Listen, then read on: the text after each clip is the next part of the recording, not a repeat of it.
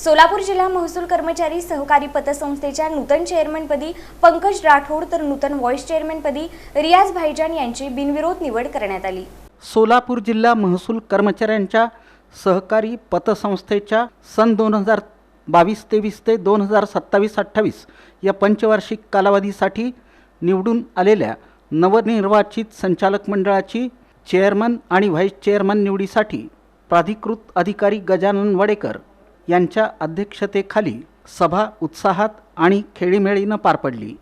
यामध्ये सर्व संचालकांमधून संस्थेच्या नूतन चेअरमनपदी तहसील कार्यालय पंढरपूरचे पंकज राठोड तर नूतन व्हाईस चेअरमनपदी तहसील कार्यालय दक्षिण सोलापूरचे भाईजान रियाज हमीद हे बिनविरोध निवडून आले। या निवडणूक प्रक्रियेत निवडणूक निर्णय अधिकारी गजानन वडेकर यांचं सहकार्य लाभलं।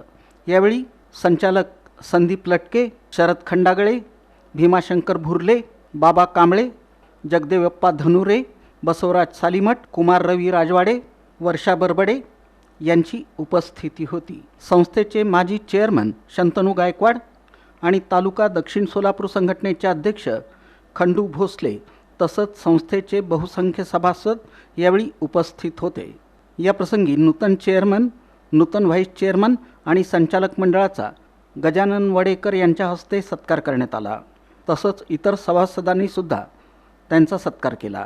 यावेळी नूतन चेअरमन पंकज राठोड यांनी पतसंस्थेचा कारभार पारदर्शक करून सभासद बांधवांच्या अडीअडचणी सोडवण्याचं आणि सर्वांना समान न्याय देण्याचं आश्वासन दिलं। या सगळ्यांचंच मी स्वागत करतो आणि आमच्यावर विश्वास दाखवून तुम्ही बिनविरोध जे आम्हाला तुम्ही निवडून दिला, आम्ही तुमच्या या विश्वासाचे पात्र ठरवून एकदम चांगलं काम करून दाखवण्याचा आम्ही पूर्ण प्रयत्न करू। तुमचे सर्वांचे साथ अशीच असूया।